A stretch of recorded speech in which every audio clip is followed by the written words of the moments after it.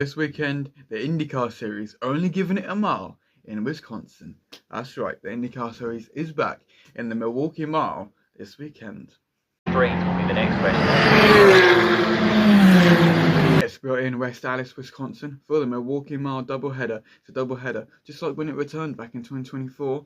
It had a one race last time out in 2025, but we're back at the two race format for the Milwaukee Mile. Yes, it is a 1 mile short flat oval. There's no banking whatsoever, so it's a bit like driving a road course sort of thing. Just turn left constantly, turn left constantly, turn left constantly, and that's what makes it so fascinating.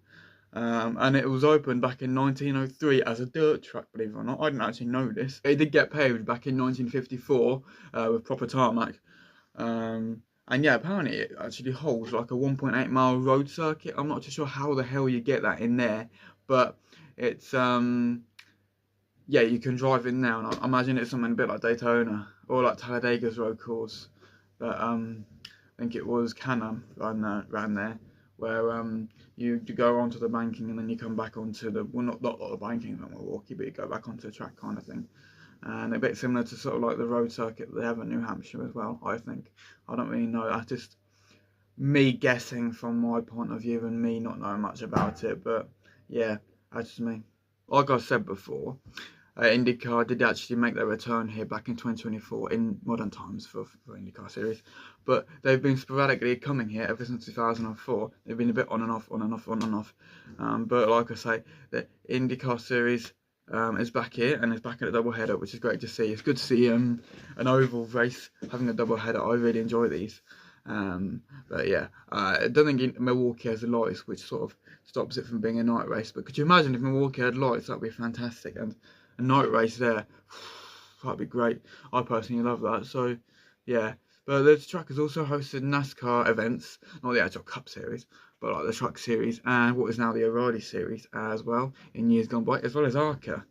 And even Jim Clark has raced here, and we made a bit of history in the IndyCar Series here as a whole too, because he won the first ever rear-engined race win victory for an IndyCar car was won by Jim Clark.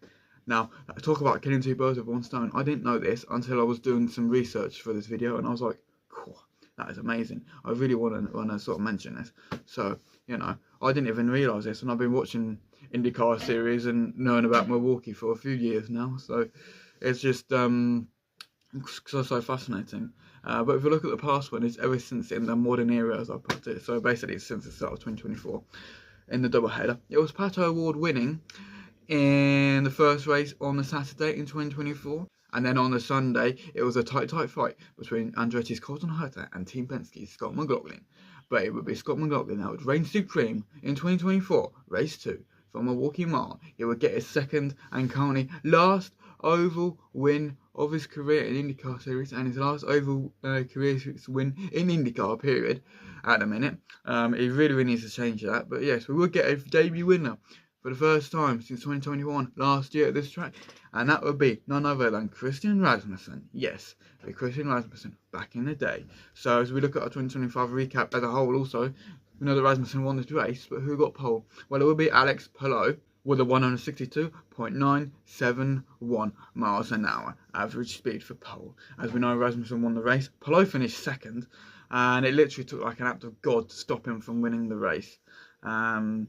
You know, a sort of a 5-minute sort of rain shower sort of thing that would cause a yellow, which meant Rasmussen could get on new tyres and go out sort of thing. But Scott McLaughlin would be on third. So yes, another winner at this track, third. But I think it's a matter of time until Palou wins this race. It could even be this weekend, because if you look at everything, Alex Palou and Chip Ganassi Racing number 10 team are top 3 in any category in the IndyCar series now. Any category, no matter what you put it in, they're good at anything. That's why they're so good. So you know, it's that's why they're so good, and that's why no one else has got anything for them, because some other guys might be better at this, better at that, but they're good at everything. Hence why they're just amazing, really. So yes, that's why they're good. But yeah, I can't wait to get into it this weekend.